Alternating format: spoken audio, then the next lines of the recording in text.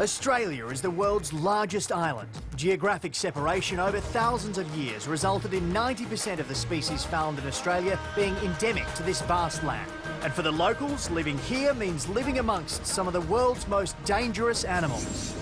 Some of these animals can kill instantly, others leave lasting injuries, and some can just inflict a nasty bite. In all, 72 animals can cause us damage. But which one tops the list of most dangerous? Cruising into the spotlight is an apex predator with an appetite for anything it can sink its teeth into. Consider this. The next time you head down to the beach, there may be waiting for you in that deep blue water a massive predator the size of a small car, loaded with rows of razor-sharp teeth and a not too fussy eater. So, do you take the plunge? This scary beast is the tropical tiger shark, one of the fiercest carnivores in the ocean and a known man-eater. Are you afraid? You should be.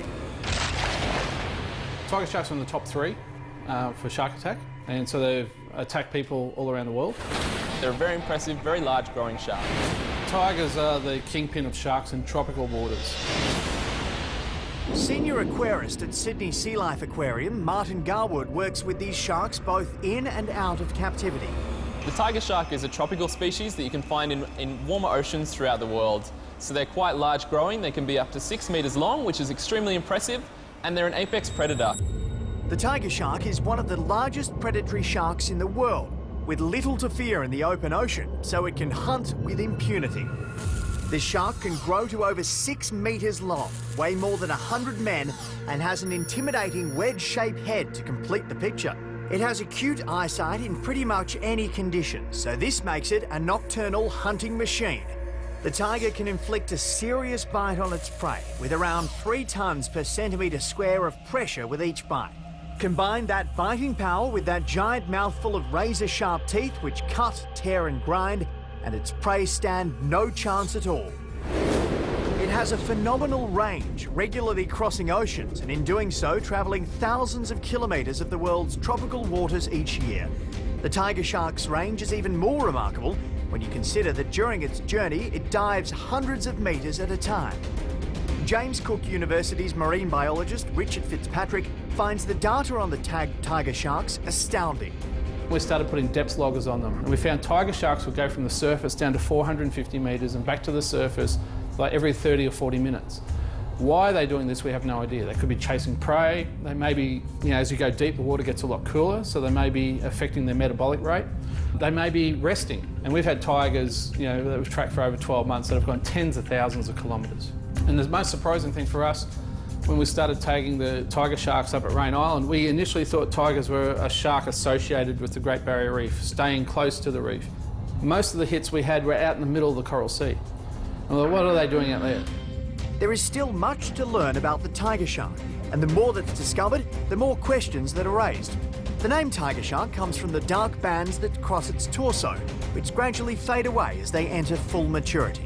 Tiger sharks mature over 3 metres in size, so you're looking probably about 12 to 15 years to get to that kind of size range. And then the number of pups they have depends on the size of the female, so the larger the female gets, the more pups she can have. Tiger sharks mate only once every 3 years, and the female has many good reasons to limit its contact with males. Shark's sex is actually very violent. Because the male has to insert his sex organ into the female, he has to hang on to her. And because he hasn't got arms or hands, the only thing he can use is his mouth. So he'll give the female love bites. And so you can tell when a female shark's been mated with recently, she's got a lot of injuries around the pectoral fins or around the gill region. But what happens is that female sharks generally grow a head length larger than males. So when they're having sex, and the male's hanging onto the gills or the pectoral fin, the sex organs are aligned for mating. And also female sharks have skin twice as thick as males to help protect them during the love bites. This shark has a reputation for not being too worried about what they eat. In fact, they are known as the garbage eaters of the ocean.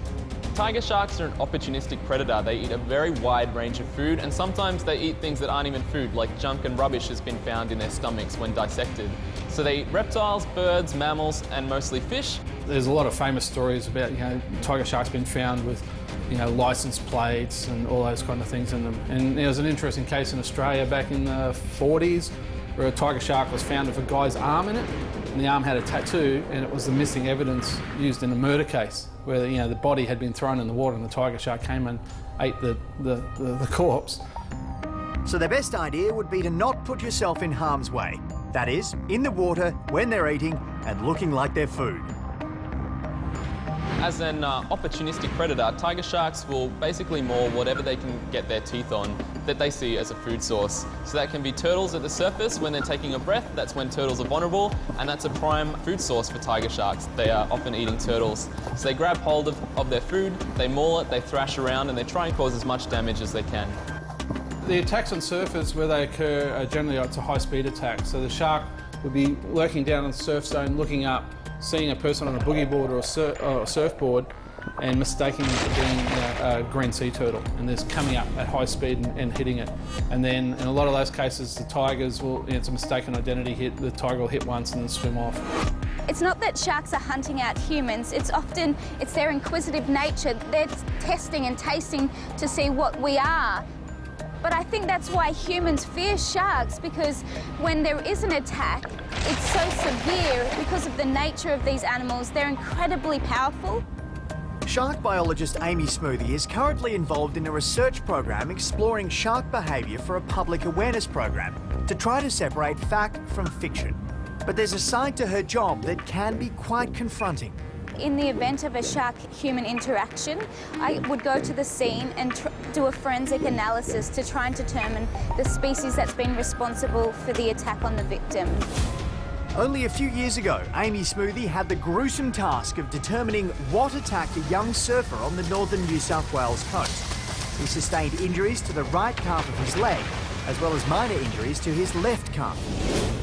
So to determine what species was responsible for the attack, we do a forensic analysis. Through forensic analysis, we get images of the wounds or surfboards or wetsuits, and from that we look at the bite patterning, such as interdental distances and bite circumference, and we can then determine the species that was responsible for the attack.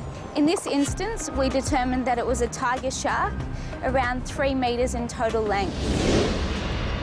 The intertooth distance is from the point here and the point here, and we can calculate the distance. Each shark has a very distinct bite pattern. For tiger sharks, you can see they've got a very curved tooth pattern, so their intertooth distance is very close, whereas white sharks and bull sharks have very distinct needle-like pin pricks. So we can clearly identify the species based on the nature of the shark bite patterning. People love to snorkel over the reefs and all those beautiful corals that you can see in the tropical zones. So you could potentially encounter a shark while snorkeling or diving on reef systems. And the best thing to do, if you see it, keep it in your eye line. Make sure you know where it is and try and exit the water as quickly as possible. So the next question, is this fear rational? And why do we feel like this? Well, I started being afraid of sharks. I saw the film Jaws. I was afraid to go swimming in the lake after Jaws. So, where does your fear come from? We know that generally people are less afraid of terrestrial predators than they are predators in the sea, because there's something about the deep, dark sea that unnerves them and frightens them. Is the evidence there to justify the reputation of the tiger shark being one of the world's most dangerous man-eaters, or are they just suffering a case of a bit of bad press? This initial fear of sharks triggered a lifelong interest by William Winram to learn more about these stunning creatures. I've been diving with tiger sharks for more than 25 years, and I've never been ever aggressed by a tiger shark. I've encountered them while spearfishing with a fish that I've shot, a fish that's struggling, which is what brought them in. Had the shark swimming around and been able to kill the fish and, deal with the tiger shark without the tiger shark aggressing me. It's obvious it's brought in because it senses a struggling fish. It's probably sensing the blood in the water, and it's very clear what it's after. It's not after me. And simply approaching it and gently tapping it and sometimes pushing it away, it leaves, or we leave, we get out of the water. But it's not aggressing me. So the biggest difference diving with tiger sharks or great white sharks, with tiger sharks, we're more relaxed. We're more at ease. because we know we have a bigger margin for making mistakes. And you know, the great whites are always coming at you, and it's really obvious that they're trying to get in, sneak in close. In the world of shark biology, it's clear that if you understand the behaviour of the tiger shark, you're likely to be one of the few who will truly appreciate the majesty of this incredible animal at a personal level. They're an amazing animal, and where we work up at Rain Island, you have thousands of turtles nesting on the beach each day. And the tiger sharks will migrate to that island from thousands of kilometres away to be there at the nesting time. I have seen the same shark in the same location and caught it 2 years in a row, 365 days apart, to the exact hour that it's come in to feed, and it's an easy meal for them. Tagging tiger sharks is crucial to ongoing research for the better understanding of these magnificent creatures, but actually doing that is not easy. James Cook University marine biologist Richard Fitzpatrick invented an ingenious device that makes the process less invasive. The shark research I do, for me the most important thing is the welfare of the animal. So we have very quirky catching techniques. We don't use hooks. We catch our sharks by the tail. So we have these underwater rodeos. And I invented this device called the shark claw that snaps around the tail of the shark, particularly with the tigers. So we can target exactly what animal we want. So we stand in the boat, and when the shark swims close, we've got the pole, and we lock the claw onto the tail of the shark. The shark swims off. It's got about 20 metres of rope and then a huge float. And when the shark starts swimming off and it drags this float, they stop swimming. So you can stop a 5-metre tiger shark in about a minute, and they will just hang there. And then we can pull the shark up. No stress to the animal, no stress to the researchers. Whilst gathering research data on these magnificent animals requires good safety measures, it also has the bonus of being incredibly enjoyable. The most fun part of the job for me is when you get to release the shark, is to actually jump in the water, hop on the back of the shark and swim it. And get the tail moving, and after a minute or so they're like, oh, okay, swimming, and you get to go for a little ride before the shark goes off. Except for the last one we did, she swam around us a few times to have a look, and then off she went. So it's a really nice, intimate way to get up close to these amazing, big, beautiful animals. So it seems on balance that the tiger shark might just be a little misunderstood, and possibly the Jaws movie has a lot to answer for. But fear aside, without larger apex predators like the tiger shark, the oceans of the world could be a lesser place. And so what the sharks are out there doing is they're taking out the sick and the injured, easy prey. And by doing that, it keeps the populations below them of their prey, like turtle, seals, genetically fit. Like if these animals are sick or injured or had some abnormality, that if a shark wasn't there to take them out, then that could travel through the population with time. For Richard Fitzpatrick, diving with tiger sharks and filming their behaviour is one of the truly amazing roles in his job. Unravelling the facts about this shark is a massive undertaking, but every dive reveals a little more. On one occasion we actually had 22 tiger sharks around our boat during a feeding event. And the tigers have a different sort of mindset to the great white, and sort of, not that they're dumb at all, sort of almost like a bit of a punch-drunk boxer kind of thing. And the thing about tigers is that they'll be feeding on the turtle, and you may have been underwater with them for an hour or two, and they're feeding on the turtle, and then you can almost see the moment that they go, oh, I'll have a go at that. And they'll come in and have a go at you. You just smack them off with the camera and they're like, oh, I'll go back to the turtle now. And you can literally see that point. And I've had amazing experiences with tigers.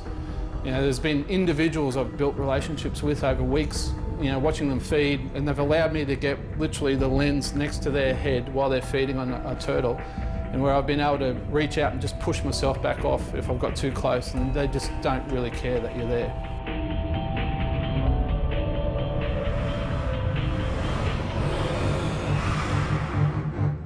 Animals are competitive by nature. They need to be to survive. So in keeping with the action, we're going to rank them according to just how dangerous they can be. We'll scrutinise each one, highlighting how they can affect your life, quite literally, allowing you to decide if you're game enough to get as close as some of our experts. Fun or not, most would probably agree playing with tiger sharks is a game for the experts. It's our first animal, so it's going to capture the lead position while we meet a small, feisty warrior with a big sting in its tail. Deep in the Tasmanian forest, there is the sound of a vacuum cleaner, sucking up leaves, dirt and one pesky little insect. These volunteers are putting themselves at risk as they hunt for one of Australia's most prolific and dangerous insects. The jack jumper ant is a carnivore and a scavenger. You can find them at beaches, suburban backyards. You can't say that you won't see a jack jumper in any particular place in Tasmania. They can be anywhere. You could be mistaken for thinking that these volunteers and staff from the Royal Hobart Hospital are trying to eradicate jack jumpers from the landscape. But as there are billions upon billions, that task will be much easier with a bulldozer than a small household hoover. They upset the ants so that they start travelling out, and then as they come out they'll get the dustbusters and suck the ant out of the nest. Once they've got as many as they can out of an individual nest, they will bring dustbusters back to me, and then I'll crack the dustbusters open into some big tubs. So then it's a sorting process. Each nest needs to be kept separate from another. They're highly territorial and will fight intruders, even some from their own nest. The ants are very much territorial. So if you put two nests in together, they'll attack each other. And what we're after is the venom sac, so the tail end of the ant. So we want that to remain as complete as possible. So if they're fighting, all that's going to do is potentially damage the venom sac, and then that's of no use to us whatsoever.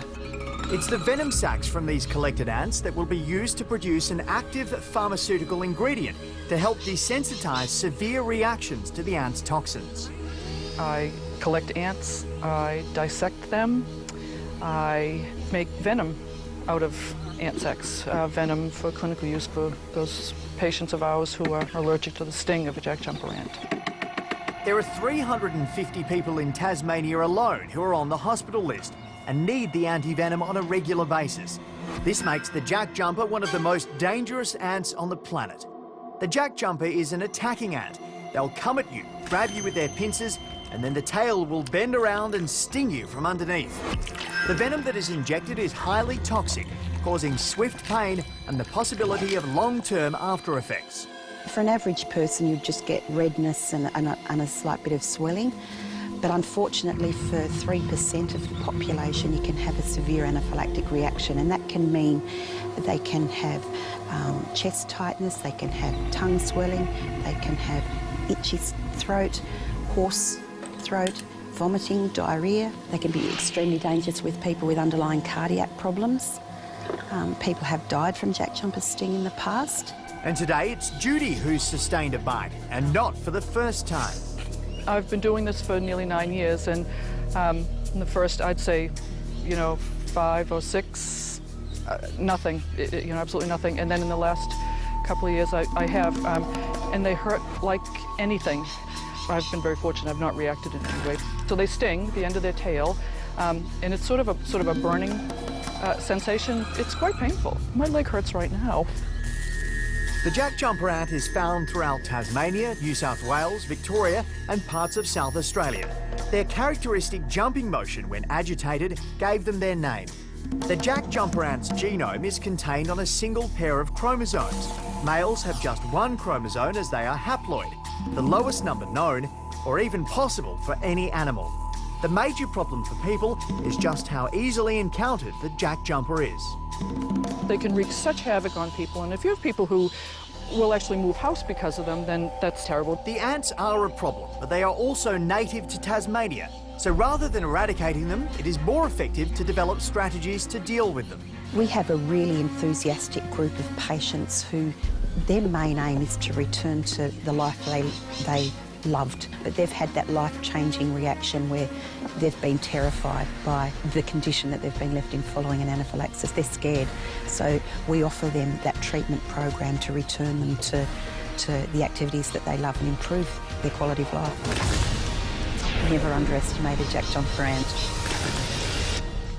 The jack jumper ant spares no enemies, causes great pain and even death. But it's not going to knock the tiger shark from #1. It's going to have to settle for second spot. But up next is a wild challenger that takes courtship to the menacing zone.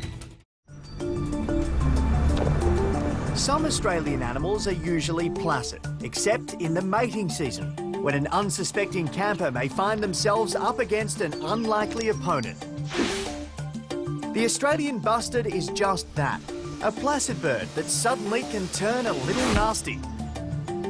The male bustard puts on a very dramatic mating display, mainly to attract a female, but also to assert its dominance over the region. At the Armidale Reptile and Wildlife Centre in Western Australia, it's mating season, and their bustard breeding pair are not happy to see intruders. Birds displaying can get quite aggressive, as this male bustard or Australian wild turkey. As you can see, he has got a nice beak on him and he can get quite aggressive towards people. He just doesn't want me in his cage because he has got a female in here. And all he's trying to do now is trying to get me out. And these are found nearly all through Australia. And they're more found in the desert areas, Central Australia, where they're not interfered with, but they will only display a few months of the year. But there are quite a few animals do get quite aggressive when they're displaying, ready for breeding. We've looked at many dangerous animals during the series, most of which are dangerous all the time. But there are animals that usually are quiet, but then get aggressive at breeding time.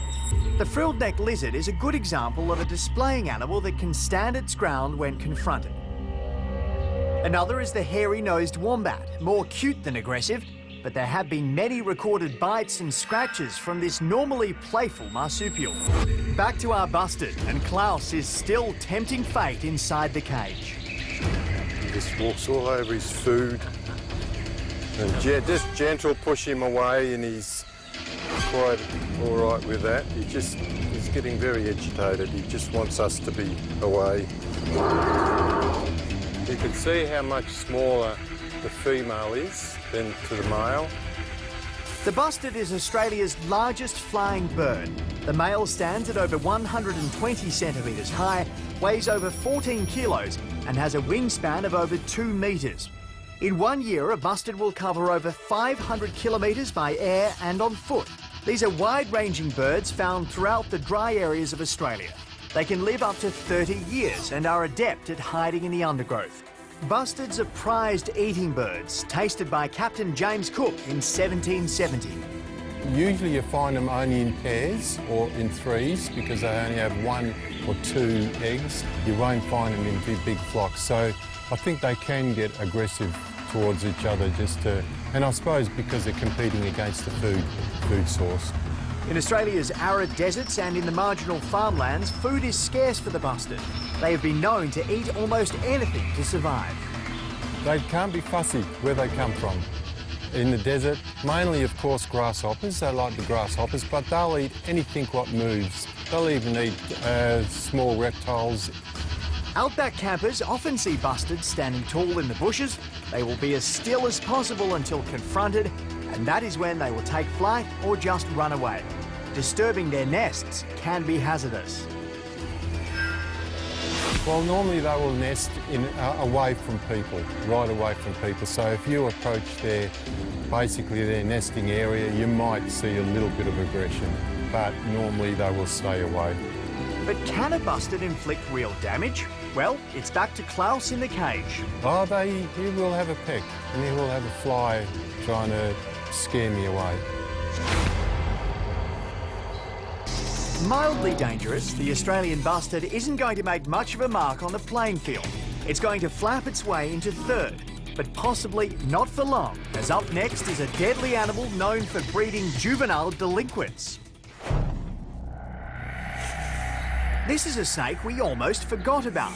It is amongst the 20 deadliest in the world, but so little has been written about them. They are rare and seldom seen, but that does not make them harmless, although on first sight it's how they look that catches the attention. It's from the black snake family, and it can grow up to about 2 metres, and it's quite colourful. It's quite a nice looking deadly snake. They're not aggressive, but if you scare them like any animal, they will defend themselves. Klaus Gakehurst and his team at the Armidale Reptile and Wildlife Centre in Western Australia look after a large variety of animals, many of which have been in the wrong place at the wrong time. We do a lot of education and we do a display for the public, and we take a lot of animals in from being sick or injured, and then we try and release as many as we can. For Klaus, there is only one type of collet snake that he is wary of. Basically just juveniles. Juveniles are very anxious to eat all the time, so they're striking a lot more than a lot of the adult snakes. So if you're going to get bitten, it's usually by a juvenile one. They don't miss any chances. If there's food around, they will try and get it. The collet snake is also known as the Downs tiger snake. It is named after the Norwegian zoologist Robert Collett, who was the first to collect the snake in 1902. It is found mainly in the dry, arid areas of Western Queensland. This is a snake that feeds on frogs and mice. They are usually a very placid snake, but that can change rapidly. It was previously thought to be mildly toxic, but more recently the strikes from a collet snake have caused renal failure and death. Ranked 19th in the list of the world's deadliest snakes, the collet is best avoided. When provoked, they emit a loud hissing sound, followed by a couple of false strikes. After that comes the real fight. This is one easily angered snake. Despite its danger, its attractive markings make it a popular collector's snake. Popular with collectors, but not likely with anyone else, this sizable snake is slithering in above the Jack Jumper ad, which will drop to 3rd, bumping the Australian bustard to 4th. But keen to take on the pack is a creature with incredible camouflage ability and a lightning-fast strike. An encounter with some deadly animals can happen to you anywhere, anytime, without any warning, within the blink of an eye. I don't know if you can see, there's trees in the way, but this is right here in the bush is an adult northern death adder. Now, what makes these snakes dangerous is the fact that you can barely see them. So the majority of the bites that people get are actually from treading on them. And that's not a deliberate ploy for humans, it's actually a strategy that they employ for hunting. So death adders are an ambush predator, which means they lay in wait, and I'll see if I can bring it out. The death adder is one of the most common snakes in Australia and is found in many of Australia's forests, woodlands, grasslands and heaths. It has such good camouflage that you would struggle to see it, even after closer examination. This puts it on a collision course with humans, as the adder will not flee, it just sits and waits. Interestingly, the death adder was originally called the deaf adder, as in deaf, it couldn't hear. And when Europeans first came to Australia, they realised all Australian snakes ran away except for this one, and they assumed it didn't hear them coming, so they called it the deaf adder. And then science later proved that all snakes are deaf, and they don't have ears at all, so it didn't make sense. But then, at that stage in Australia, 50% of all known bites were lethal. So they changed the name deaf to death adder, and it was more appropriate, and it stuck to this day. So they give you an indication. It was about 50% fatality if you just took your luck and didn't get any antivenom. You still got 50% survival rate. You don't want to take those odds, do you? The death adder is just another member of the elapid snake family, and like most of its cousins, it's venomous. Being a venom, it's just got to break the skin to be envenomated. So all that fang has to do is scratch you and it can envenomate you. The death adder has one of the world's strongest snake venoms, which it uses to kill its prey of small frogs, lizards, mammals and birds.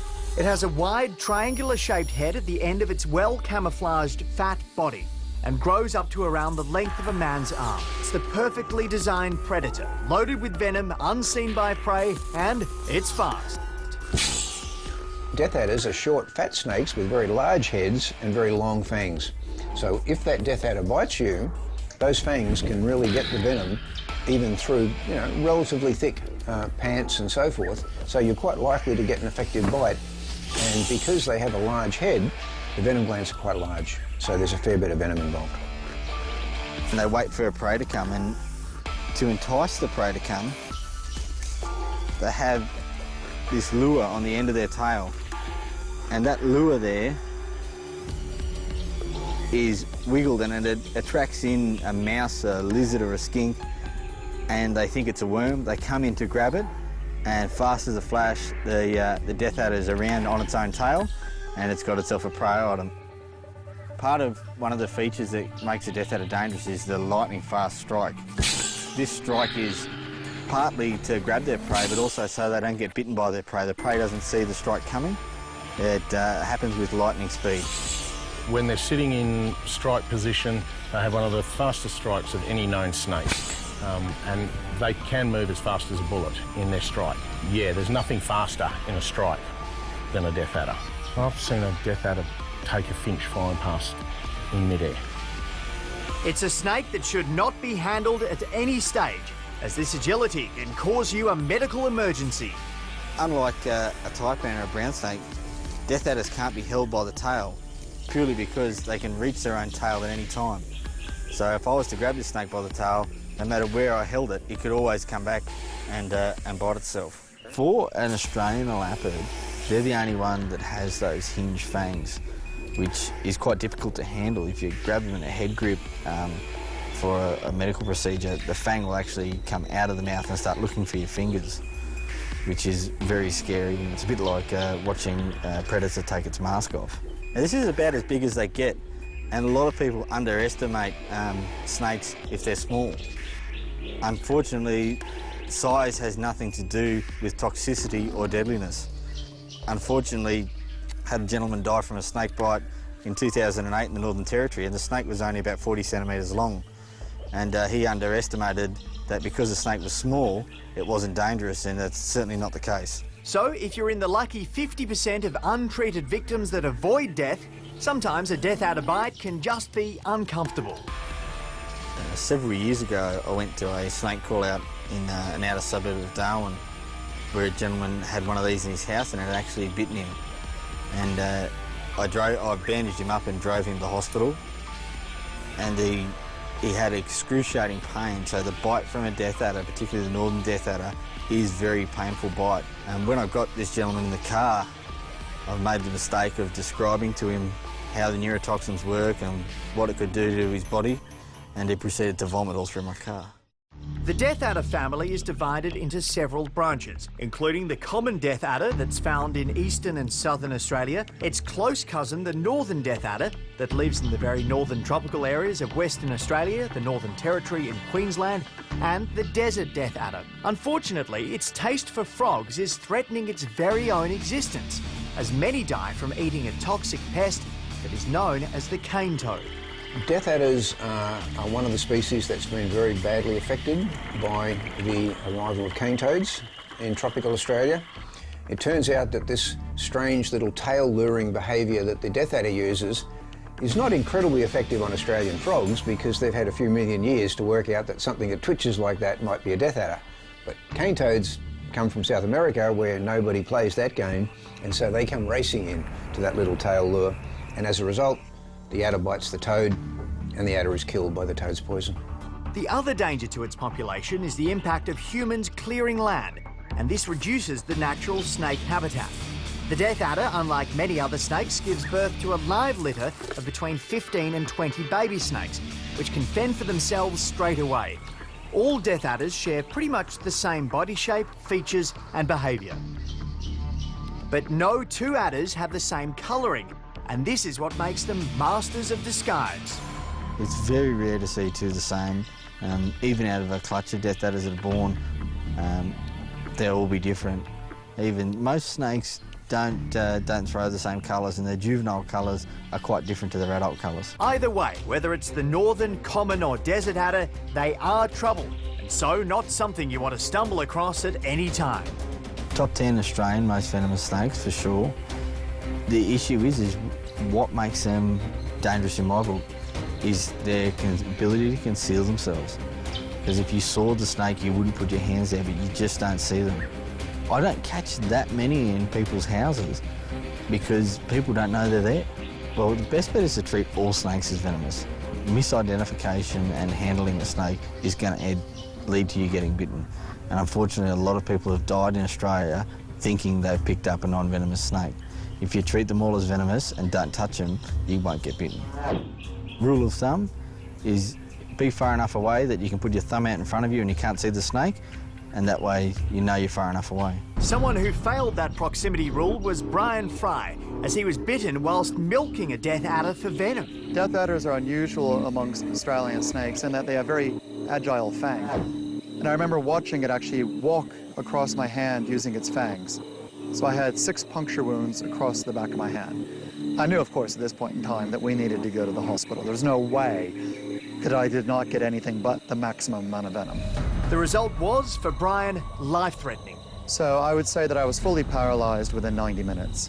So with the paralysis, I started struggling to breathe, which is a bit of a distressing feeling, because my diaphragm was getting paralyzed. And that's the muscle that we use when we're inflating our lungs. If you can't move your diaphragm, you can't inflate your lungs, which means you're not getting any oxygen, which means you're going to die. But what came next was a little surprising. The best way to describe a death adder envenomation is not entirely unpleasant.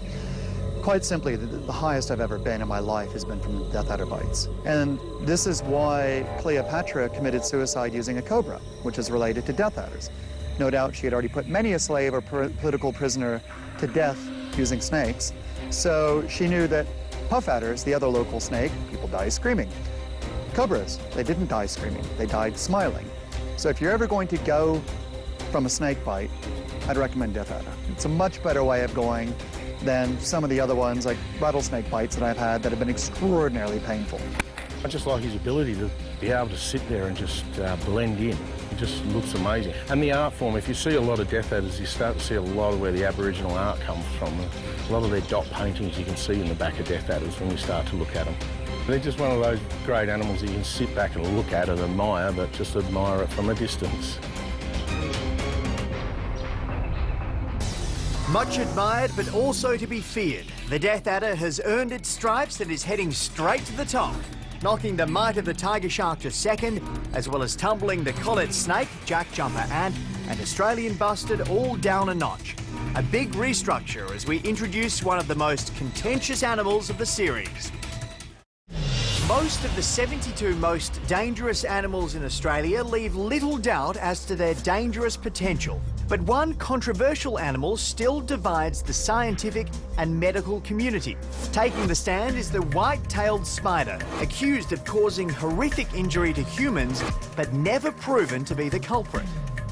This perpetrator's venomous bite is claimed to bring severe pain and ulceration, rot flesh, and even lead to death.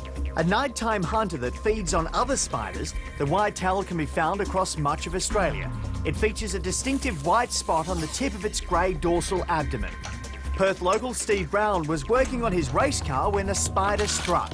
Perched on an old milk crate, Steve was at first unaware he'd been bitten, but itchiness and pain was soon building. I had a red mark on the top of my leg, sort of towards my bum. And as I looked closer, yep, there was 2 small puncture wounds. With nausea and dizziness building, Steve quickly drove to his local doctor, certain a redback spider had bitten him. It started to scab up, and this was all within an hour or 2. So he examined me. He said, I think you've been bit by a white-tailed spider, because that's not a redback. Redbacks don't do that. And I think I passed out at that stage. The burning sensation was almost like I had sat on something really hot, like on an oven ring on a stove. Steve was lucky. As he was bitten through thick clothing, the spider's fangs were likely cleaned before they penetrated his skin, removing harmful contamination left over from its last meal. While research assures us that its venom is not dangerous to humans, it's possible that the spider's dirty fangs could infect victims with other bacteria and dangerous diseases. White-tailed spider or not, the scientists have ruled it out, but the victims want answers for their wounds. Whatever you decide, this controversial spider is clearly not going to dominate the danger list, but it will bump out the Australian bustard and claim its spot at number 5. This is the final program in the series of 72 Dangerous Animals Australia. So we're going to feature the top 20 most feared, most dreaded and most dangerous. But first we're going to start at the bottom. At number 72 is the Tasmanian tiger. Now extinct, but there are a few who believe it's lurking in the depths of the darkest forests in Tasmania, if you dare to explore. Zooming through the list from 20 are 10 animals you'll never want to encounter. At 20 is the Irukandji, thumbnail in size with an over-the-top pain factor. Stomping into 19 is the water buffalo. If it comes for you, run before it's too late. Equally scary but minute by comparison is the redback spider. It's sitting at 18. Slithering into 17 and 16 are two impressive snakes, the king brown and the aptly named death adder. Rearing up if under threat, the Sydney funnel web is claiming number 15. Sliding into 14 is the tiger snake. It's an all-weather snake, so be on guard, as it's also deadly. 13 is the number featured in horror series and an ideal label for the cone snail. If you harpoon, the lethal venom cocktail will take you down, as will the Johnston's crocodile. It's in at 12. The tiny but mighty blood-sucking beast that is the paralysis tick takes spot at number 11 and completes a daunting list of 10 of Australia's most dangerous animals. But it's going to get more horrific as we sweep this list out and introduce the top 10. Starting with the stonefish at number 10. It's incredibly well camouflaged in the shallow reefs. You won't even know you're about to step onto a bunch of spines packed with venom sacs, but once you do, your pain barrier will explode. Taking your breath away could be the result of an encounter with a blue-ringed octopus. One bite and your diaphragm will collapse. The brown snake family, being the eastern brown, guarda and dugite, are dangerous snakes with a high venom rating. The eastern brown comes in at second in the world. Cruising through the ocean just looking for food, but a case of mistaken identity, and the bull shark will leave many nasty injuries. From the bite of the bull shark to the power of the mosquito, tiny, annoying and dangerous, this small creature can cause severe, debilitating reactions. So there's just 5 to go in the list of Australia's most dangerous. Coming in at 5 is a set of snakes called the taipans. The recently discovered western desert taipan, the coastal taipan that is the 3rd most venomous snake in the world, and continuing in the world snakes, the most venomous snake worldwide, the inland taipan. Flying into 4 is the honeybee. If you develop an allergic reaction and can't get medical attention, there's very little hope. And even if you've been stung in the past with no reaction, it doesn't mean your next sting will be okay. Even more dangerous in 3rd is the estuarine crocodile. Remarkably, this prehistoric animal has lived since the time of the dinosaurs. It's an ambush predator, and if it gets you, there's very little chance of survival. Quiet, unassuming and deadly is the box jellyfish, and if you become entangled in its tentacles, in just a couple of minutes your system will shut down. Already a collection of animals you don't want to encounter. But there's one more, and it's claiming the spot of our most dangerous in Australia, the great white shark. It has a long history of attacks, and it's still making its mark amongst swimmers, surfers and kayakers. It's not looking for humans, but if you're unlucky enough to be in the wrong spot, it'll take you. With all of our Australian animals, there is a fear factor. But keep in mind, they are unlikely to harm you unless you're unlucky enough or foolish enough to get in their way. Be cautious, take note of the warnings and show respect for the engaging and eclectic mix of beasts that add up to 72 Dangerous Animals Australia.